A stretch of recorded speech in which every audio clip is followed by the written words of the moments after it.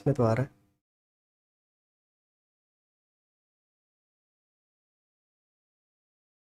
Hello students, very good evening. Myself Dr. Naresh Kumar Soni, Professor Child Health Nursing. Today we will discuss about fetal circulation and its important features in nursing profession. AIIMS के exam में, CHO exam में, railway के exam में काफी सारे important questions होते हैं, MCQs होते हैं जो फिटल सर्कुलेशन की रिगार्डिंग पूछे जाते हैं। फिटल सर्कुलेशन एक बार समझने के लिए काफी सारी चीजें होती है, लेकिन फिटल सर्कुलेशन को स्टार्टिंग से पढ़ने के लिए अपने को नॉर्मल सर्कुलेशन पढ़ना होता है। तो डेट वाइज हम आज के टॉपिक को स्टार्ट करते हैं।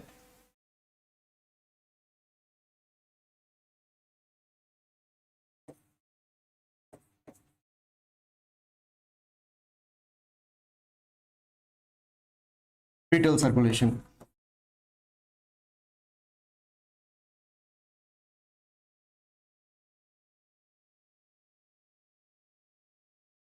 फिटल सर्कुलेशन अपना मेन इंपॉर्टेंट टॉपिक है, लेकिन फिटल सर्कुलेशन पढ़ने से पहले हम नॉर्मल सर्कुलेशन पढ़ेंगे।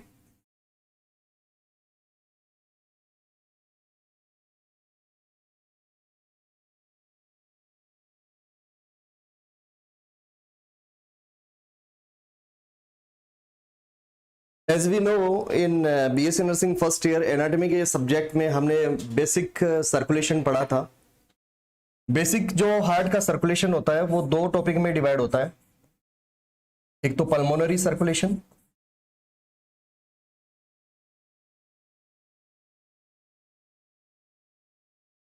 और दूसरा सिस्टेमिक सर्कुलेशन।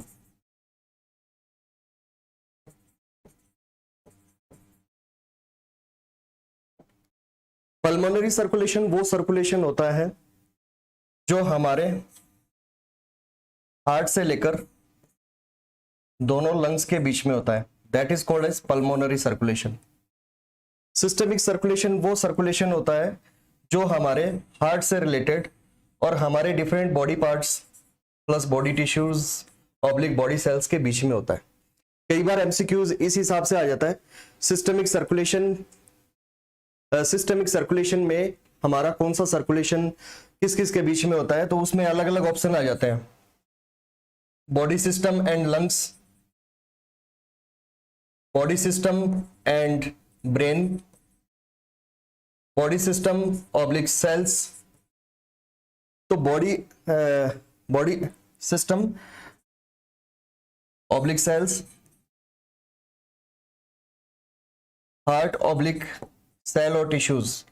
तो इसमें हमारा डी ऑप्शन क्लियर होगा, हार्ट और बॉडी के सेल्स ऑब्लिक टिश्यूज। ये हमारा करेक्ट आंसर रहेगा।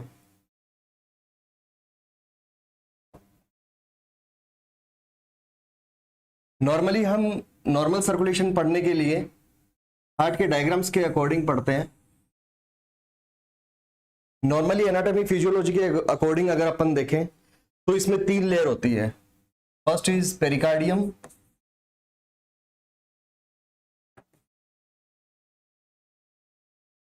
Second one is myocardium,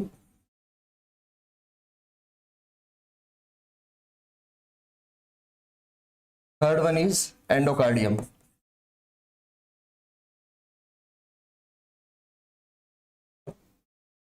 periphery में pericardium, middle layer that is myocardium oblique muscle layer, सबसे अंदर की तरफ जो लेयर होती है that is endocardium layer. 2 atrium होते हैं।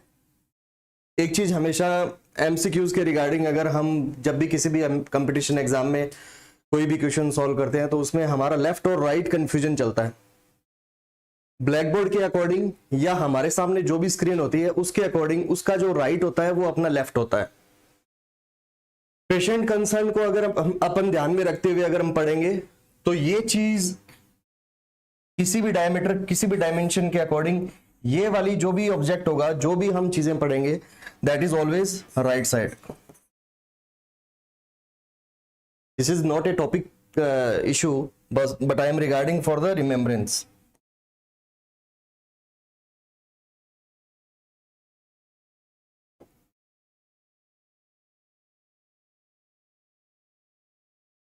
Right side atrium, right atrium,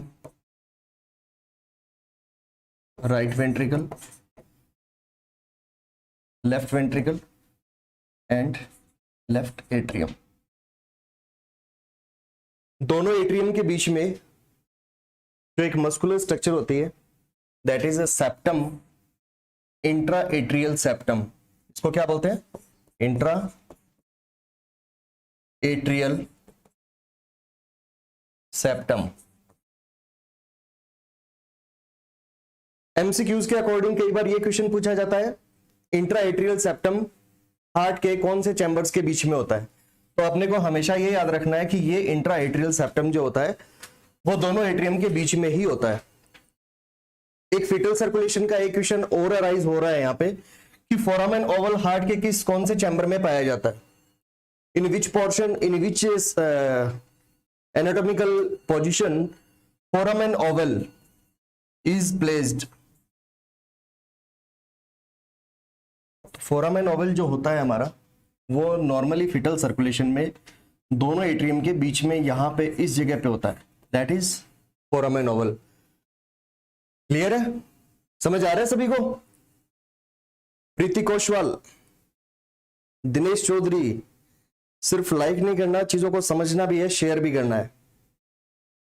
okay, ये दोनों एट्रियम के बीच में सेप्टम है, ये दोनों वेंट्रिकल्स के बीच में है, तो इस सेप्टम का नाम हम बोलेंगे intraventricular septum. Intraventricular septum. Clear?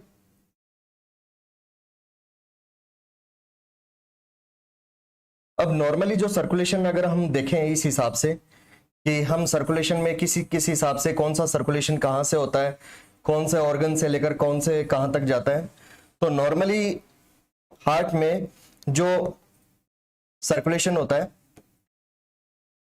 यहां पे होती है inferior vena cava, that is known as IVC. और राइट एट्रियम में कौन सी वेन्स आती है सबसे बड़ी? Superior vena cava. Superior vena cava का मतलब ये होता है कि ये अपने बॉडी के सुपीरियर पार्ट में होती है, इस वजह से इसका नाम सुपीरियर वेना केवा। एक बहुत बड़ी वेन है तो इसका नाम सुपीरियर वेना केवा। फिर उसके बाद में यहां पे वाल्व्स प्रेजेंट रहते हैं, राइट साइड और लेफ्ट साइड।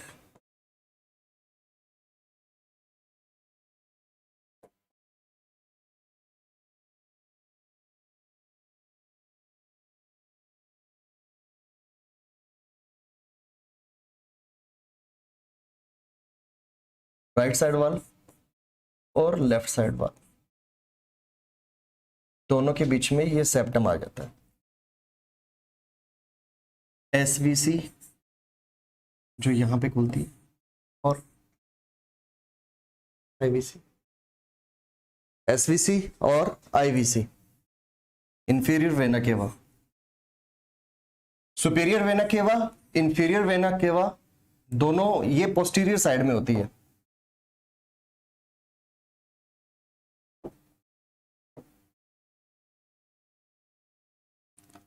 कौन सा ब्लड लेके आएगी? Deoxygenated blood. और कौन से चैम्बर में लाके डालेगी? राइट एट्रियम में। ये राइट एट्रियम से यहां पे ट्राइकस्पिड वाल होता है, ट्राइकस्पिड वाल से ये सारा का सारा ब्लड किस में डाल दिया जाता है? राइट वेंट्रिकल में। राइट वेंट्रिकल से एक आर्टरी ओरिजिनेट होती है। एक चीज हमेशा ध्यान रखना कि हार्ट से जो भी ब्लड वेसल्स निकल रही है उसका नाम हमेशा हम आर्टरी डालेंगे, लेकिन इसमें एक एक्सेप्शन है। कौन सा बताएगा कोई?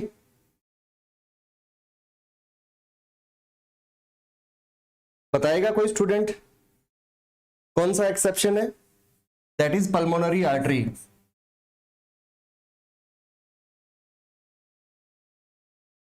जो कि हमेशा कौन सा ब्लड कैरी करती है? Deoxygenated blood. और हार्ट की तरफ अगर कोई भी ब्लड वेसल्स अगर आती है तो उसको नाम हम देते हैं वेन। और वेन में हमेशा कौन सा ब्लड रहता है? Deoxygenated blood. इस डीऑक्सीजनेटेड ब्लड में भी एक एक्सेप्शन ये है कि डीऑक्सीजनेटेड ब्लड में एक ऐसी वेन है अपनी बॉडी में जो कि ऑक्सीजनेटेड ब्लड कैरी करती है। वो कौन सी ब्लड वेसल्स है? बताओ, रिप्लाई करो जल्दी। That is pulmonary vein.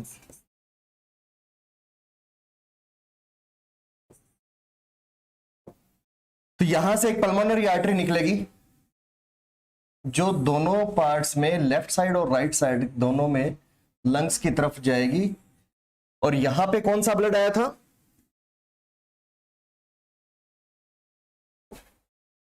Deoxygenated blood. कहां से? सुपीरियर वेना केवा और इंफीरियर वेना केवा से डीऑक्सीजनेटेड ब्लड आया। वो कहां पे गया? राइट एट्रियम के चैम्बर में। राइट एट्रियम के चैम्बर के बाद में जाने के बाद में राइट वेंट्रिकल में गया। राइट वेंट्रिकल से ये सारा का सारा ब्लड कौन से चला गया? लेफ्ट साइड में और राइट साइड में, right lung and left lung.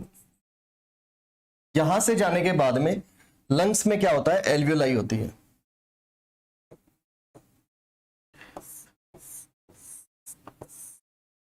Alveoli के चारों तरफ एंडोथेलियल सेल्स प्रेजेंट रहती है। इन एंडोथेलियल सेल्स का काम क्या होता है? Blood purification. और ब्लड प्यूरिफिकेशन किस हिसाब से होगा? जैसे ही कार्बन डाइऑक्साइड को हम बाहर छोड़ते हैं, ऑक्सीजन को हम अंदर इनहेल करते हैं, तो एल्वियोलाई के अंदर किसका सैचुरेशन बढ़ जाता है? ऑक्सीजन का। और कार्बन डाइऑक्साइड बाहर फेंक दी जाती है। जैसे ही पल्मोनरी आर्टरी इस एल्वियोलाई के कांटेक्ट में आएगी, वैसे ही डिफ्यूजन प्रोसेस की वजह से क्या होगा? ऑक्सीजन तो पल्मोनरी आर्टरी में चली जाएगी, तो यहां पे कौन सा ब्लड आएगा?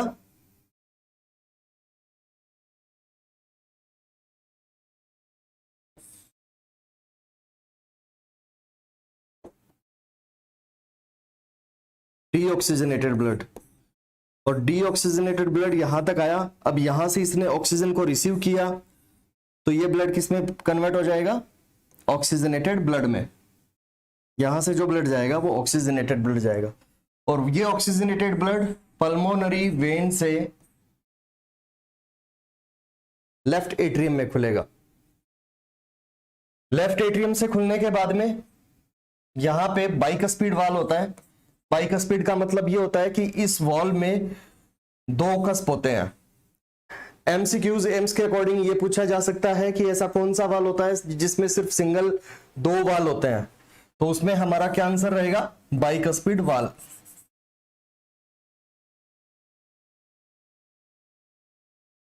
ये सारा का सारा ब्लड लेफ्ट वेंट्रिकल से, अयोटा से पूरी बॉडी में ट्रांसफर कर दिया जाता है। इस हिसाब से ये ऑक्सीजनेटेड ब्लड पूरी बॉडी में चला जाता है। फिर उसके बाद में एसवीसी और आईवीसी के अकॉर्डिंग ये वापस राइट एट्रियम में आ जाता है। और राइट एट्रियम से फिर राइट वेंट्रिकल में, फिर दोनों लंग्स में चला जाता है। लंग से फिर यहाँ पे डिफ्यूजन प्रोसेस से उनका प्यूरिफिकेशन होता है। प्यूरिफिकेशन होने के बाद में सारा ब्लड लेफ्ट एट्रियम में आ जाता है। लेफ्ट एट्रियम में आने के बाद लेफ्ट वेंट्रिकल में और पूरी बॉडी में सर्कुलेट होता रहता है। ये है हमारा नॉर्मल सर्कुलेशन, क्योंकि जब तक हम नॉर्मल सर्कुलेशन नहीं पढ़ेंगे तब तक हम फीटल सर्कुलेशन को रिकॉल नहीं कर पाएंगे। मेन टॉपिक अपना फीटल सर्कुलेशन है, तो इसकी वजह से अपने को ये चीजें पहले पढ़ना कंपलसरी है। क्लियर? नेक्स्ट, अब हम स्टार्ट करेंगे fetal circulation. Okay,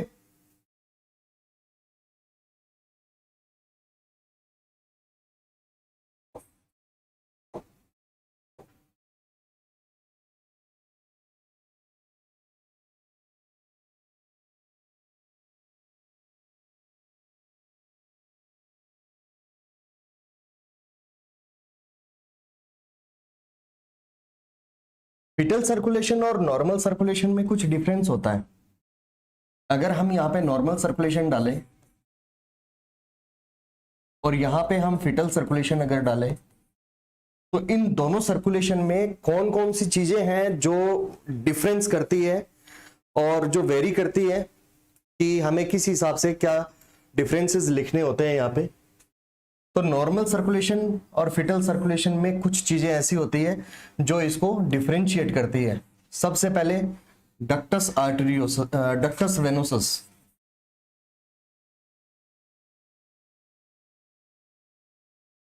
ductus venosus. फिर उसके बाद में दूसरी चीज होती है डक्टस आर्टेरियोसस।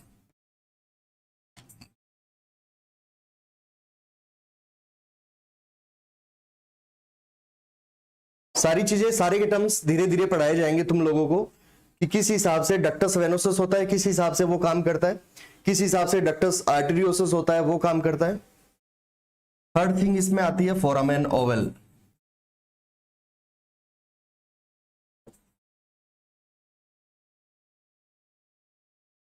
Foramen Oval.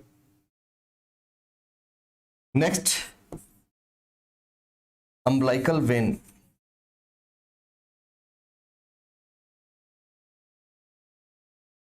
और लास्ट अम्बिलिकल आर्टरी।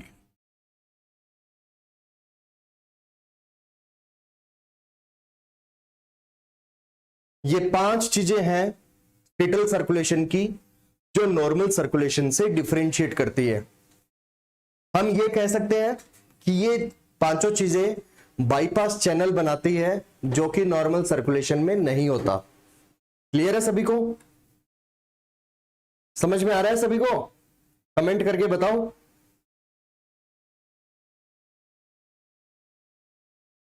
ठीक है,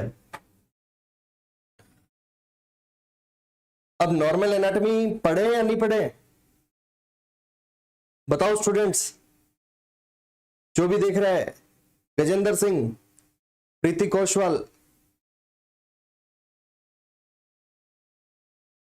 ठीक है, अब हम नॉर्मल फीटल सर्कुलेशन पढ़ते हैं।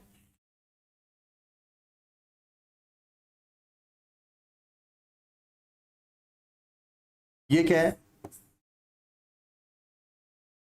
अरे बताओ ये क्या है?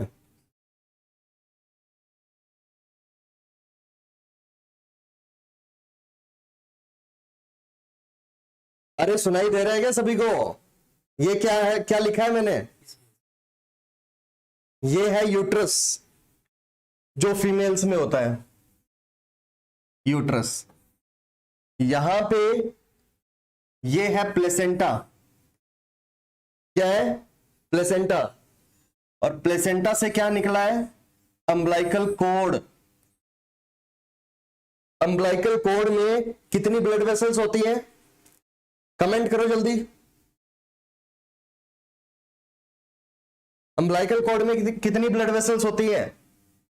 टोटल होती है 4। सही बोल रहा हूं मैं या गलत है? कमेंट करो जल्दी। 4 पहले होती है, लेकिन 4th मंथ पे ऐसा होता है कि जो राइट अम्बिलिकल वेन जो होती है वो डिसअपियर हो जाती है। एम्स में क्वेश्चन आएगा कि 4 महीने तक till 4th month how many blood vessels are present in the umbilical cord. तो उसमें कितनी डालोगे? 1 2 3 4। कौन सा आंसर सही है? टिल 4th मंथ तक 4 प्रेजेंट रहती है। चौथे महीने के बाद में जो चौथी राइट अम्बिलिकल वेन है वो डिसअपियर हो जाती है, इसलिए टोटल कितनी बची? 3। कौन कौन सी? 2 तो अम्बिलिकल आर्टरी और 1 अम्बिलिकल वेन। कमेंट्स नहीं आ रहे किसी के भी? समझ आ रहा है क्या सभी को? ठीक है,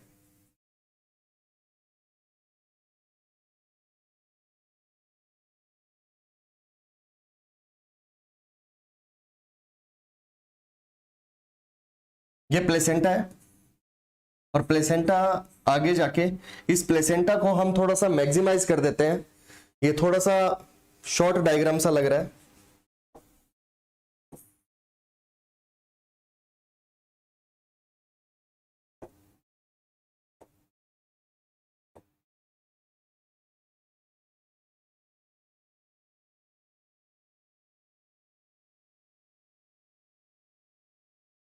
दैट इज प्लेसेंटा। प्लेसेंटा की सिंगल सेल्स को अपन क्या बोलते हैं? Cotyledons, stem villi. यहाँ पे millions of stem villi present रहती है और ये निकल रही है अम्बिलिकल कॉर्ड। इस अम्बिलिकल कॉर्ड में कितनी ब्लड वेसल्स? 3। कितनी कितनी होती है? 3। 2 तो होती है अम्बिलिकल आर्टरी और 1 होती है अम्बिलिकल वेन। अम्बिलिकल आर्टरी में कौन सा ब्लड रहता है बताओ, कमेंट करो जल्दी। बताओ, कमेंट करो जल्दी। अम्बिलिकल आर्टरी में होता है डीऑक्सीजनेटेड ब्लड और अम्बिलिकल वेन में ऑक्सीजनेटेड ब्लड। यहां से ये अम्बिलिकल आर्टरी और ये अम्बिलिकल वेन, जिसको कि हमने कंबाइंड में क्या बोला था, अम्बिलिकल कोड, यहां से ये सारा का सारा ब्लड किस में जाएगा, लीवर के बाईपास से होते हुए इंफीरियर वेना केवा।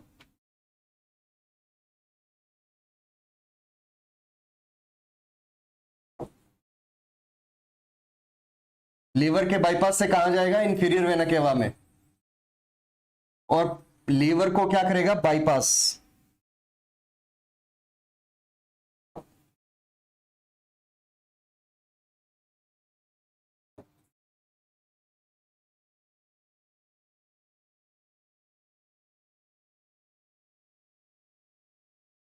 सबसे पहले फिटल सर्कुलेशन में एक ऐसा ऑर्गन जो जो सबसे ज्यादा प्योरीफाइड ब्लड को रिसीव करता है, वो कौन सा ऑर्गन होता है, बताओ, कमेंट करो,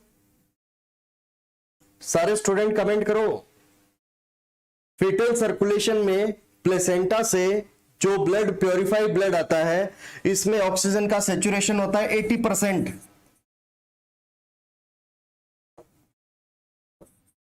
कितना होता है, 80%। कहने का मतलब यह है कि जो मदर ब्लड रिसीव करेगी वो 80% ऑक्सीजनेटेड सैचुरेशन का जो ब्लड है वो कहां पे पहुंचेगा, फिटल सर्कुलेशन के प्लेसेंटा में। और ये ऑक्सीजनेटेड ब्लड 80% वाला सबसे पहले कौन रिसीव करता है, दैट इज लीवर। लीवर एक ऐसा ऑर्गन होता है जो ऑक्सीजनेटेड ब्लड को सबसे पहले रिसीव करता है। क्लियर है, यहां तक सभी को समझ आ रहा है? ओके। अब यहां पे इंफीरियर वेना केवा और अम्बिलिकल वेन, यहां पे कौन सी दो वेसल्स मिलेगी,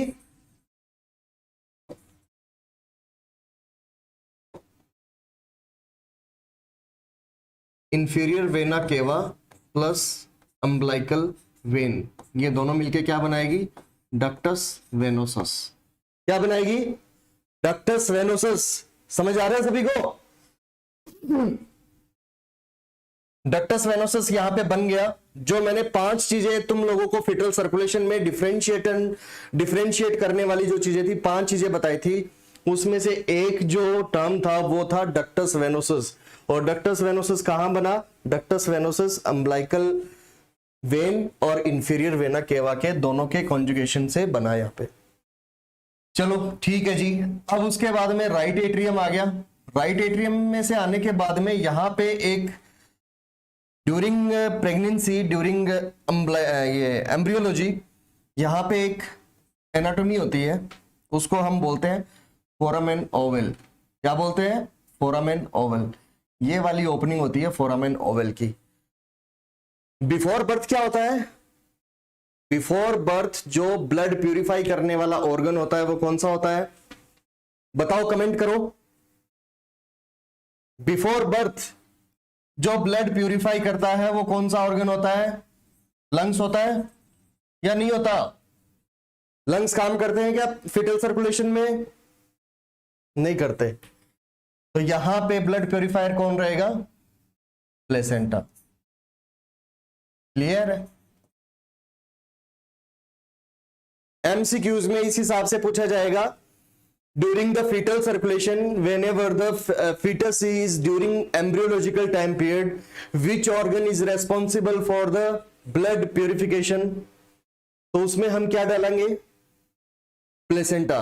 क्या डालेंगे, प्लेसेंटा। क्लियर है?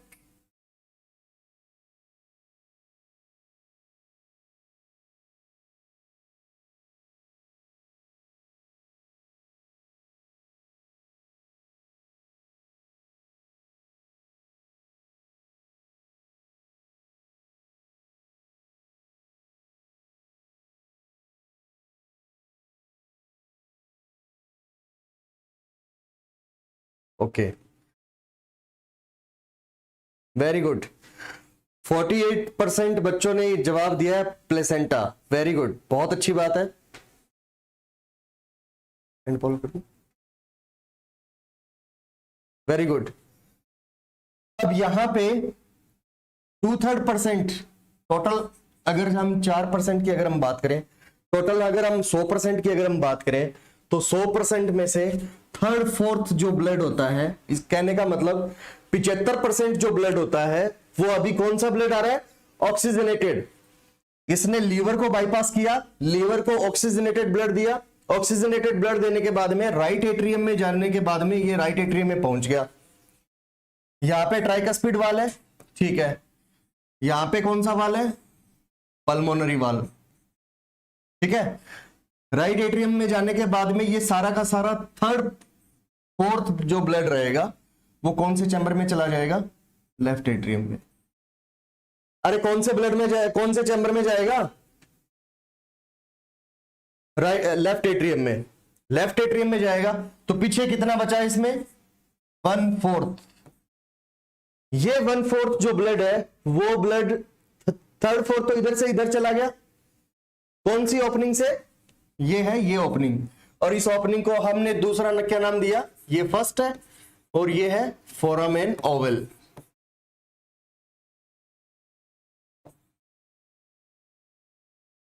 कहने का मतलब ये है, आपके एम्स में अगर ऐसा क्वेश्चन आ जाए कि एक ऐसी एनाटॉमिकल स्ट्रक्चर जो बिफोर डिलीवरी, कहने का मतलब प्रीनेटल टाइम पीरियड में उसको हम नॉर्मल कंसीडर कर सकते हैं और पोस्टनेटल टाइम पीरियड में एबनॉर्मल कर सकते हैं, तो उसका क्या नाम रहेगा?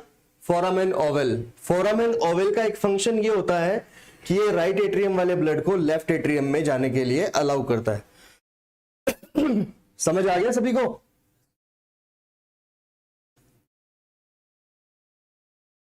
अभी तक लाइक और शेयर किया कि नहीं किया? अच्छे से क्लास को लाइक और शेयर करो, और जो जो मैं क्वेश्चन यहां पे पूछ रहा हूं वो क्वेश्चन बताओ, उसके आंसर बताओ। फोरामेन ओवल से सारा का सारा 3/4 ब्लड किसमें चला गया? लेफ्ट एट्रियम में। और लेफ्ट एट्रियम से फिर कहां जाएगा? सबसे पहले हम 1/4 की अगर हम बात करें तो 1/4 जो ब्लड रहता है वो राइट वेंट्रिकल में आएगा।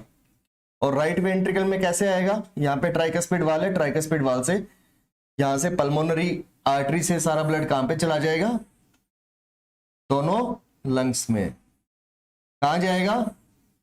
दोनों लंग्स में। 1/4 ब्लड सफिशिएंट होता है बच्चे के लंग्स के नॉर्मल ग्रोथ एंड डेवलपमेंट के लिए, इससे ज्यादा ब्लड उसको नहीं चाहिए। यहां पे ब्लड का सेचुरेशन कितना है? जो यहां पे था, यहां पे कितने परसेंट ब्लड का सेचुरेशन था? बताओ। 80%। तो 80% ब्लड के सेचुरेशन वाला ब्लड पल्मोनरी आर्टरी से दोनों लंग्स में चला जाएगा। दोनों लंग्स वर्किंग कंडीशन में है या नॉन वर्किंग में है? जब तक बच्चा एमनियोटिक फ्लूइड में फ्लोटिंग करता रहेगा तो उस कंडीशन में बच्चे का रेस्पिरेशन प्रोसेस पॉज रहता है, रेस्पिरेशन इस्टेब्लिश नहीं होता। तो उस कंडीशन में बच्चों के नॉर्मल ग्रोथ एंड डेवलपमेंट के लिए 1/4 ब्लड सफिशिएंट रहता है। फिर उसके बाद में आता है 3/4 ब्लड। 3/4 ब्लड कहां गया था? लेफ्ट एट्रियम में। अब ये 3/4 ब्लड लेफ्ट एट्रियम से जाने के बाद में किस में चला जाएगा? यहां पे एक वाल होता है जिसको कि अपन बाइकस्पिड वाल बोलते हैं, बाइकस्पिड वाल। इस वॉल से 3/4 ऑक्सीजनेटेड ब्लड बाइकस्पिड वाल से लेफ्ट वेंट्रिकल में पहुंच जाएगा। क्लियर? समझ आ रहा है सभी को? अरे समझ आ रहा है क्या सभी को? लेफ्ट वेंट्रिकल में पहुंच जाएगा।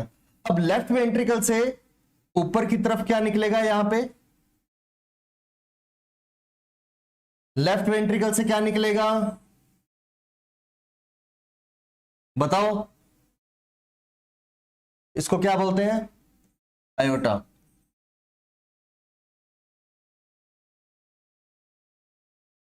क्या बोलते हैं इसको? अयोटा। अयोटा से सारा का सारा लेफ्ट वेंट्रिकल में जितना भी ब्लड था वो सारा किस में चला जाएगा? अयोटा में। अयोटा के भी 3 पार्ट होते हैं, असेंडिंग एंड डिसेंडिंग। फिर उसके बाद में आयोटा के different different body parts anatomy के हिसाब से अलग अलग आ जाते हैं, जैसे थोरेसिक आयोटा, एब्डोमिनल आयोटा। लेकिन असेंडिंग और डिसेंडिंग दो ही आयोटा है यहाँ पे अपन क्लासिफिकेशन में देखते हैं। आयोटा के ऊपर में 3 आर्टरीज निकलती है। इन तीनों आर्टरी का क्या नाम है, ये याद करने के लिए तुम लोगों को बता रहा हूं। तुम में से बहुत सारे स्टूडेंट्स ने कौन सा कोर्स किया है, बीएससी। कौन सा कोर्स किया है, बीएससी। इसका क्या मतलब है, ये आयोटा से जो तीनों जो आर्टरीज निकलेगी वो कौन कौन सी निकलेगी, ब्रेकियोसिफेलिक, सबक्लेवियन और कैरोटिड। ठीक है, समझ आ गया क्या सभी को। ये याद करने की एक ट्रिक है, आप लोगों ने बीएससी कोर्स किया है, ब्रेकियोसिफेलिक, सबक्लेवियन और कैरोटिड आर्टरी। क्लियर। अब डिसेंडिंग आयोटा जो यहां पे आ रहा है, पल्मोनरी आर्टरी क्या करेगी, इसके साथ एक कनेक्शन बनाएगी और इस कनेक्शन को अपन क्या नाम बोल देंगे, थर्ड पार्ट। कौन सा, डक्टस आर्टेरियोसस। क्या नाम बोल देंगे, डक्टस आर्टेरियोसस। इसमें हमारी टोटल कितनी चीजें क्लियर हो गई, देखो एक तो डक्टस वेनोसस क्लियर हो गया। डक्टस वेनोसस कौन से पार्ट को बोला हमने, आईवीसी और अम्बिलिकल वेन, जिसको मिलके दोनों ने क्या बनाया, डक्टस वेनोसस। फिर उसके बाद में बनाया फोरामेन ओवल। फोरामेन ओवल कहां बना था, दोनों एट्रियम के बीच में। तीसरा डक्टस आर्टेरियोसस। डक्टस आर्टेरियोसस कौन सा पार्ट है, जहां पे पल्मोनरी आर्टरी और आयोटा दोनों आपस में मिलते हैं। अगर इसी कंडीशन को मैं थोड़ा सा जूम करके बताऊं,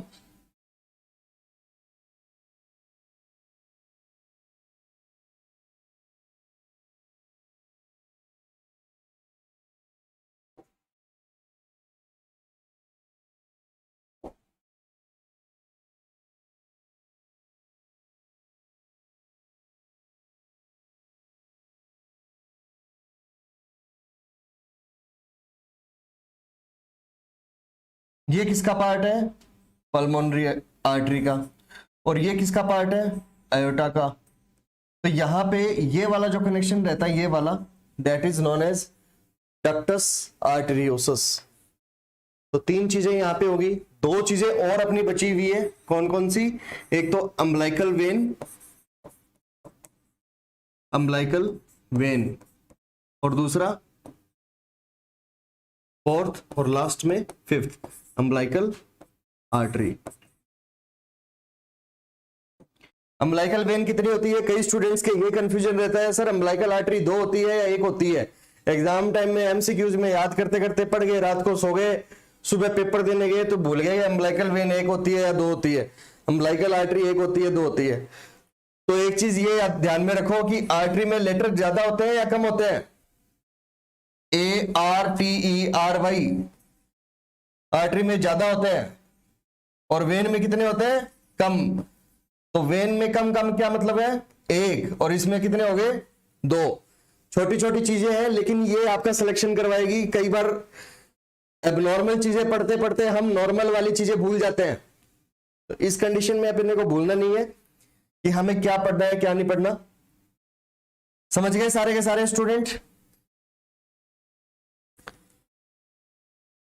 फीटल सर्कुलेशन में कई बार ऐसी चीजें पूछ ली जाती है,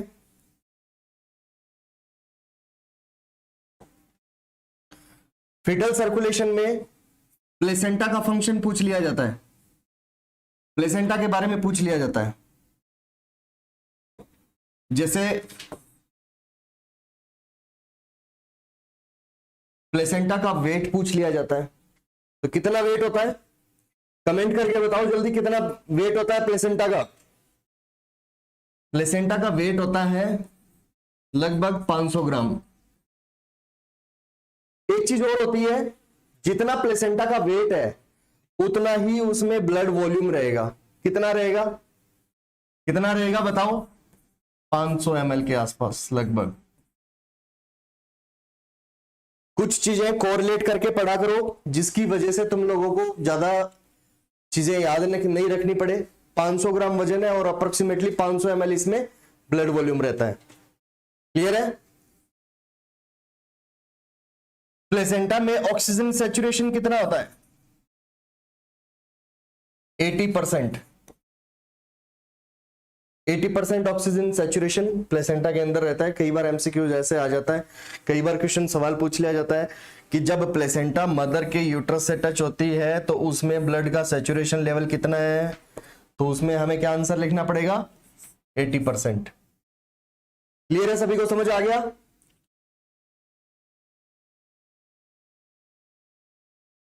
क्या है?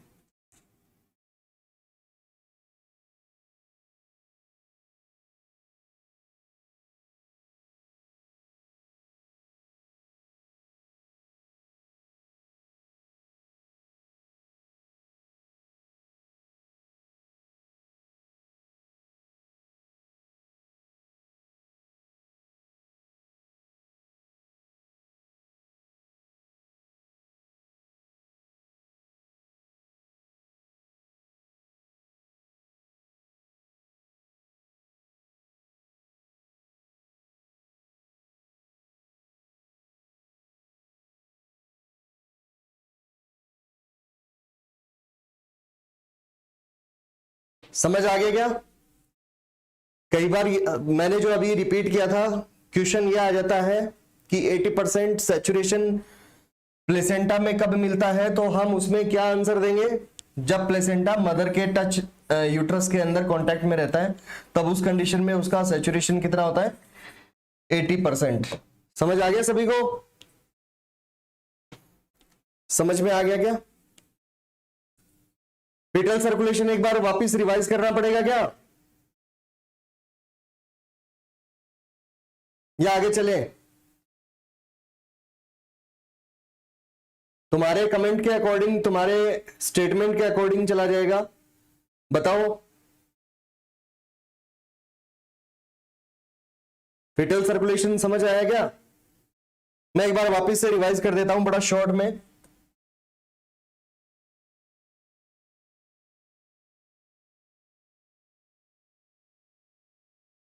प्लेसेंटा से जो ब्लड आया 80% सैचुरेशन वाला,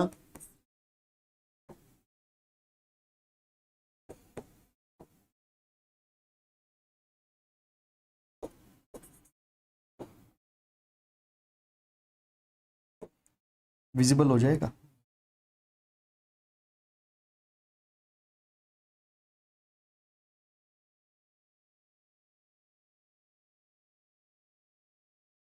प्लेसेंटा से जो ब्लड आया 80% सैचुरेशन वाला,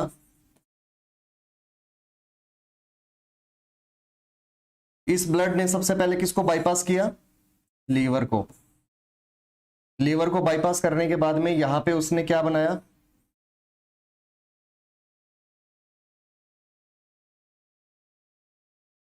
ये क्या बना? कमेंट बॉक्स में डालो। Ductus venosus. क्या बनाया? Ductus venosus. विजिबल है सभी के लिए? Ductus venosus.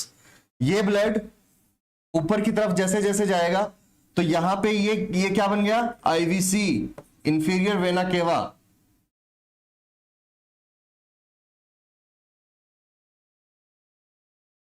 इंफीरियर वेना केवा, यहां पे सुपीरियर वेना केवा आ रही है।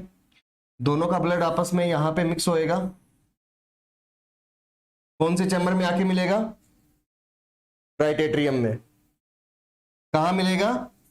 राइट एट्रियम में। और ये ब्लड यहां से कहां चला जाएगा?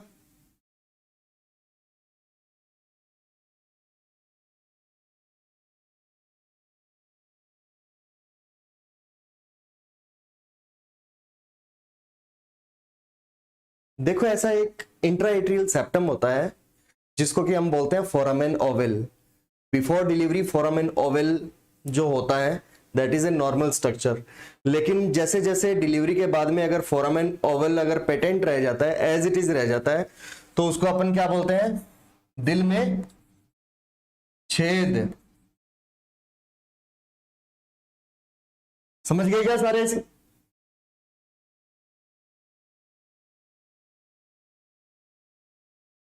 Very good.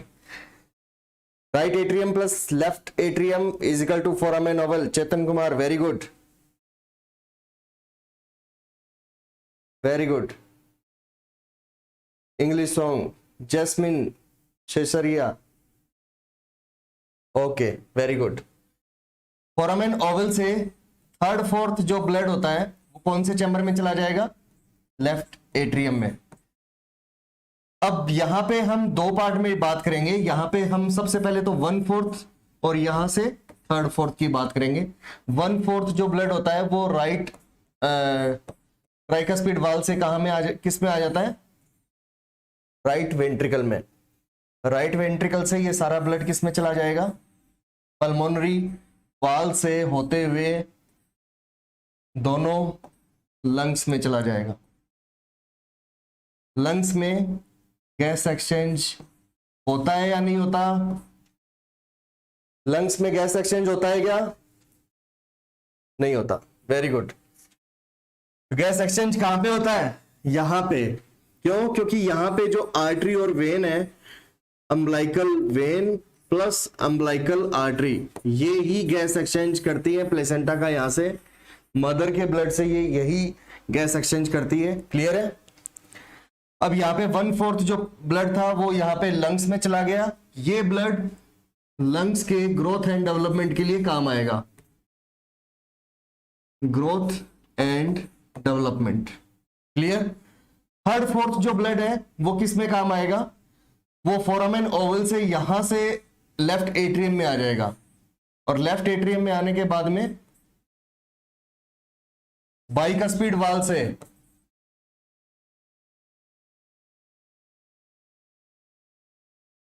लेफ्ट वेंट्रिकल में आ जाएगा. लेफ्ट वेंट्रिकल से आयोटा के थ्रू किस में जाएगा?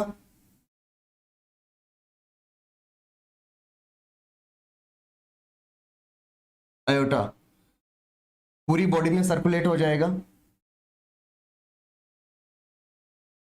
और पल्मोनरी आर्टरी और आयोटा दोनों आपस में मिलकर यहां पे क्या बनाएंगे? Ductus arteriosus. क्लियर है?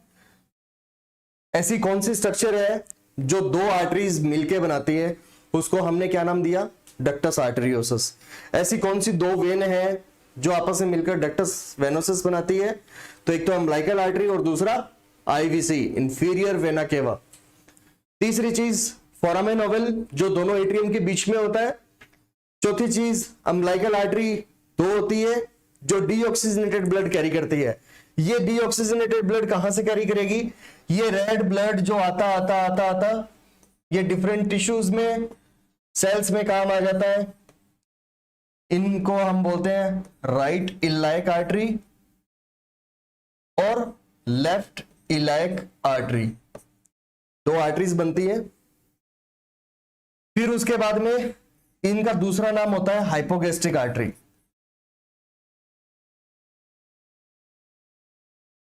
Hypogastric artery.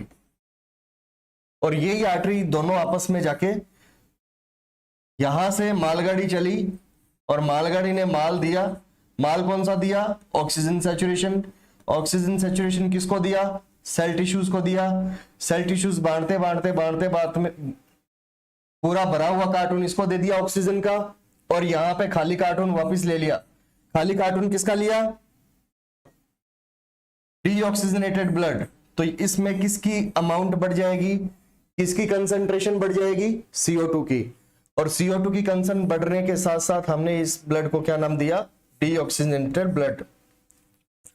Because of this blood is staying in the artery, so we can say that these make two umbilical artery which carry deoxygenated blood. ये ब्लू कलर का ब्लड किधर की तरफ जा रहा है? Placenta की तरफ. और यहां से एक अम्बलाइकल वेन जो आ रही थी वो किसकी तरफ आ रही थी? बेबी की तरफ. समझ आ गया सभी को?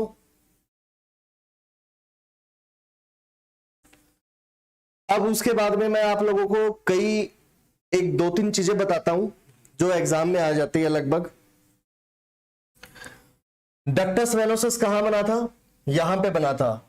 इस डक्टस वेनोसस को जैसे ही डिलीवरी हो जाती है तब प्लेसेंटा को यहां से कट कर दिया जाता है, अम्बिलाइकल कॉर्ड को यहां से कट कर दिया जाता है, प्लेसेंटा को बाहर फेंक दिया जाता है, एक्सक्रीट कर दिया जाता है। तो ये जो प्लेसेंटा अम्बिलाइकल कॉर्ड का ये वाला पार्ट जो होता है, जो बेबी के अंदर रहता है, इसका एक नाम होता है जो एग्जाम में कई बार पूछ लिया जाता है।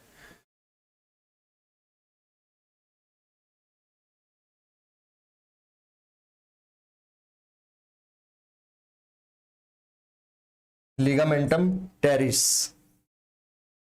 क्या नाम बोला जाता है इसका? Ligamentum terrace. लिगामेंटम टेरिस का ये रेमिनेंट नेम होता है डक्टस वेनोसस का। कई बार एग्जाम में क्वेश्चन पूछ लिया जाता है, what is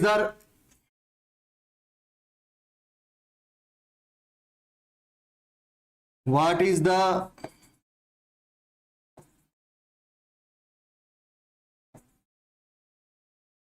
remnant name of ductus venosus. Ductus venosus का रेमिनेंट नेम कौन सा होता है? रेमिनेंट का मतलब एक वो एनाटॉमिकल स्ट्रक्चर जो before delivery normal working condition में थी, लेकिन आफ्टर डिलीवरी उसका एक अवशेष बन के रह जाता है, तो उसको अपन क्या बोलते हैं? रेमिनेंट। तो डक्टस वेनोसस का रेमिनेंट नेम कौन सा होता है? लिगामेंटम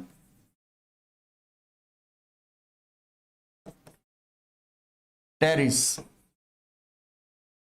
ये कई बार एम्स के एग्जाम में ये क्वेश्चन पूछ लिया गया है कि लिगामेंटम टेरिस कौन सा होता है। सभी को समझ में आ गया? दूसरा होता है रेमिनेंट नेम किसका? हमारी बॉडी में 3 ऐसे रेमिनेंट बचते हैं जो कि जब हम बच्चे थे, जब हम फीटस थे, तब वो चीजें हमारी बॉडी में नॉर्मल थी, लेकिन अब एज ए लिगामेंट के तौर पे काम कर रही है, तो उसको हम क्या बोलेंगे? Remnant name. डक्टस वेनोसस का हमने यहां पे बता दिया। अब आता है डक्टस आर्टेरियोसस का। तो आप लोग बताओ, कमेंट करो, डक्टस आर्टेरियोसस का रेमिनेंट नेम कौन सा होता है? आप लोगों से पूछ रहा हूं मैं। चेतन कुमार, कविता, कमेंट करो, इसमें कमेंट सेक्शन में कमेंट डालो जल्दी। अम्बिलाइकल आर्टरी का रेमिनेंट नेम क्या होता है?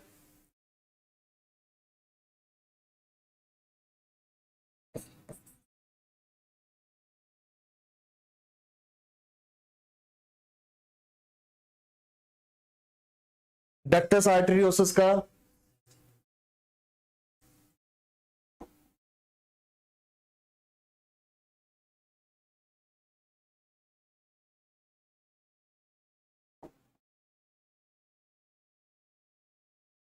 डक्टस आर्टेरियोसस का remnant name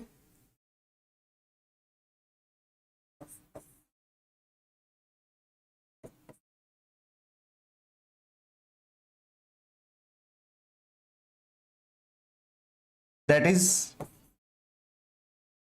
medium umbilical ligament.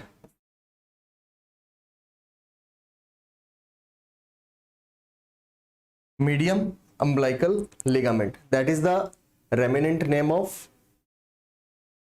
Ductus arteriosus. ये चीजें ध्यान रखने की है, ये चीजें की पॉइंट है, ये चीजें हमेशा ध्यान रखने की है कि एमसीक्यूज में हमेशा कुछ सेलेक्टेड चीजें ऐसी पूछी जाएगी जो आपका माइंड थोड़ा सा डाइवर्ट करेगी। आपको पता लिगामेंट का रहता है, आपको पता हार्ट के चैम्बर्स का रहता है, तो इसका मतलब ये नहीं है कि ऐसे क्वेश्चंस नहीं पूछे जाएंगे।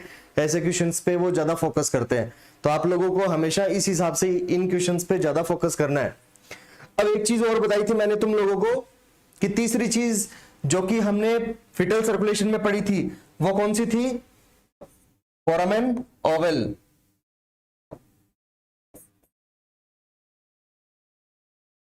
Foramen Oval.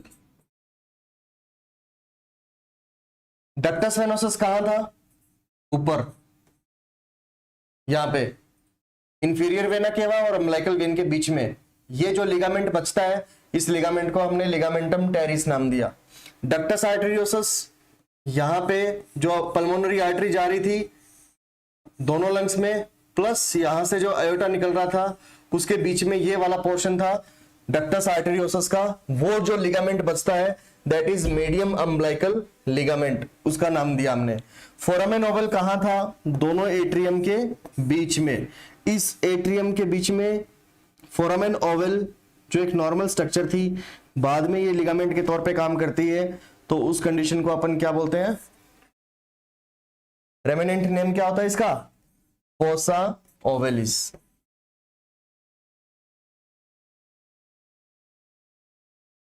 Fossa ovalis. समझ आ गया सभी को?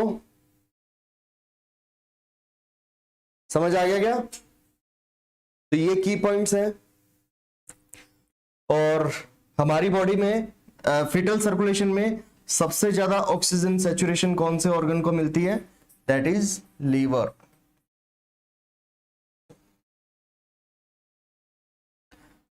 लीवर के बाद में हमारी बॉडी में जो सर्कुलेशन होता है उसमें हमारे ब्रेन को सबसे पहले ऑक्सीजन सबसे पहले हार्ट को मिलती है कोरोनरी आर्टरीज की तरफ से, फिर उसके बाद में हमारे कौन से बॉडी ऑर्गन को मिलता है? ब्रेन। लेकिन फीटल सर्कुलेशन में सबसे पहले डीऑक्सीजनेटेड ब्लड किसको मिलेगा? लीवर को। क्यों?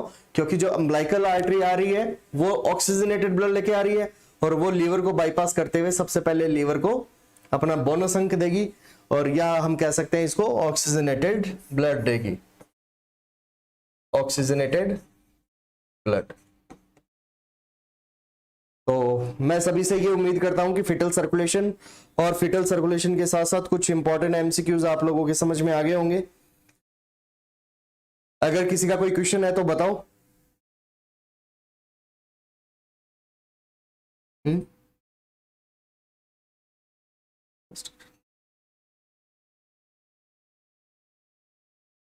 The structure that divert oxygenated blood from the right atrium to the left atrium, that is foramen ovale। Right atrium से लेकर लेफ्ट एट्रियम तक के बीच में एक एनाटॉमिकल स्ट्रक्चर वही है जो हमने यहां पे पढ़ी थी, फोरामेन ओवल। यही अलाउ करती है सर्कुलेशन से। बिफोर डिलीवरी ऐसा होता है, मैं आपको एक डायग्राम के तौर पे समझाता हूं। बिफोर बर्थ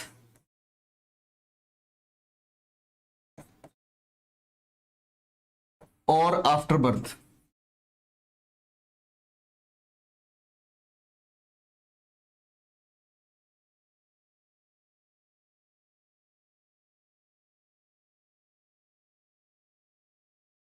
राइट साइड का प्रेशर ज्यादा होता है यहां सा, तो राइट साइड के प्रेशर ज्यादा होने की वजह से जो थर्ड फोर्थ ब्लड था वो कौन से चैम्बर में चला जाता है? राइट एट्रियम में। लेकिन आफ्टर बर्थ क्या होगा? अगर इसी सेम स्ट्रक्चर को अगर हम आफ्टर बर्थ अगर हम देखेंगे तो ये ऐसा होगा कि यहां पे लेफ्ट साइड का प्रेशर ज्यादा बढ़ता है, तो ये फोरामेन ओवल क्या हो जाता है? क्लोज। अगर इस वाले सेप्टम को अगर कोई प्रेशर लगाएगा ऑक्सीजनेटेड ब्लड, तो ये वाला कैसे हो जाएगा? क्लोज। और क्लोज होने से फोरामेन ओवल क्लोज हो जाता है। क्लियर है? सभी को क्लियर हो गया? अगर इसके अलावा भी अगर और कोई क्वेश्चंस है तो आप कमेंट बॉक्स में डाल दो, उसका आंसर आप लोगों को मिल जाएगा। बाकी आप अपने फ्रेंड्स को, आप अपने कलीग्स को और आप अपने दोस्तों को भी बता सकते हो टेक्स्ट बुक लाइव के बारे में, और इसको लाइक करें, सब्सक्राइब करें, कमेंट्स दें। Okay, thank you so much. Thank you.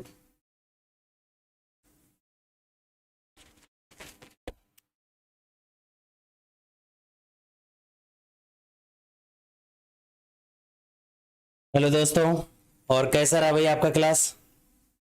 भाई कैसा लगा आप लोगों को? एक बार कमेंट जोर से कमेंट करके बता दो, कि अच्छे से कमेंट करके बताओ कि भाई कैसा रहा आज का क्लास।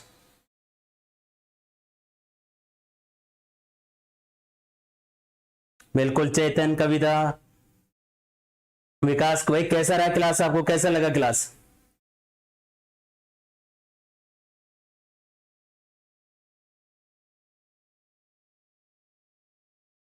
चलो बताते रहना कमेंट सेक्शन के अंदर। मैं थोड़ा सा इन्फॉर्म करने आया हूं कि हमारा जो अभी बैच चालू करने वाले अपने, ठीक है, किसके लिए? एमएससी, ठीक है, एमएससी एंट्रेंस, जो कि अभी एम्स के लिए निकलने वाला है। 1 महीना बच रहा है अपने पास में, तो इस 1 महीने के अंदर अपने कुछ क्रेश कोर्स को निकालने वाले।